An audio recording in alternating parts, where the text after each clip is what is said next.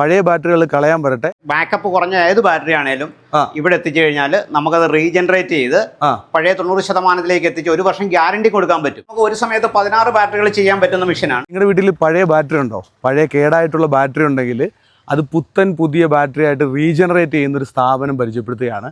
ആലപ്പുഴയിലാണ്. പഴയ ബാറ്ററികൾ കളയാൻ വരട്ടെ, നല്ല അടിപൊളി കിടുക്കൻ പുത്തൻ ബാറ്ററി പോലെ ആക്കി തരും കേട്ടോ. ബാക്കപ്പ് കുറഞ്ഞ ഏത് ബാറ്ററി ആണേലും ഇവിടെ എത്തിച്ചു കഴിഞ്ഞാൽ നമുക്കത് റീജനറേറ്റ് ചെയ്ത് പഴയ 90% എത്തിച്ച് 1 വർഷം ഗ്യാരണ്ടി കൊടുക്കാൻ പറ്റും. 1 വർഷം ഈ റീജനറേറ്റ് ചെയ്യുന്നതിന് ഗ്യാരണ്ടിയും കൊടുക്കാൻ പറ്റും. അവർക്ക് 2 വർഷത്തിന് വേണ്ടി ഉപയോഗിക്കാം. ഈ ചെറിയ പൈസയ്ക്ക്, അതായത് ഒരു ഏച്ചിന് 20 രൂപയെ ചിലവുള്ളൂ. ഒരു ഏച്ചിന് വെറും 20 രൂപയെ ചിലവുള്ളൂ. 20 രൂപ ചിലവുള്ളൂ, അത്രേ ഉള്ളൂ. ഈ ശരിക്കും പറഞ്ഞു കഴിഞ്ഞാൽ നമ്മൾ എന്താണ് ചെയ്യുന്നത്? ബാറ്ററി എങ്ങനെയാണ് എന്താണ് ശരിക്കും ബാറ്ററിക്ക് സംഭവിക്കുന്നത്? നമ്മുടെ ഈ സെല്ലുകളിൽ സൾഫേറ്റ് അടിഞ്ഞു കൂടിയിട്ട് അതിന്റെ ബാക്കപ്പ് അതിന് പവർ കിട്ടാതെ വരികയാണ് ചെയ്യുന്നത്. അപ്പൊ നമ്മളൊരു 5 മണിക്കൂർ 6 മണിക്കൂർ ഉപയോഗിച്ചുകൊണ്ടിരുന്ന ബാറ്ററി ഒരു അരമണിക്കൂർ അല്ലെ 1 മണിക്കൂറിലേക്ക് ചുരുങ്ങുമ്പോൾ നമ്മളിത് ചെയ്യുകയാണെങ്കിൽ സെല്ല് പോകത്തുമില്ല. നമുക്കതിനെ ഈ പറഞ്ഞ പോലെ നമ്മൾ 1 വർഷം ഗ്യാരണ്ടി കൊടുക്കും.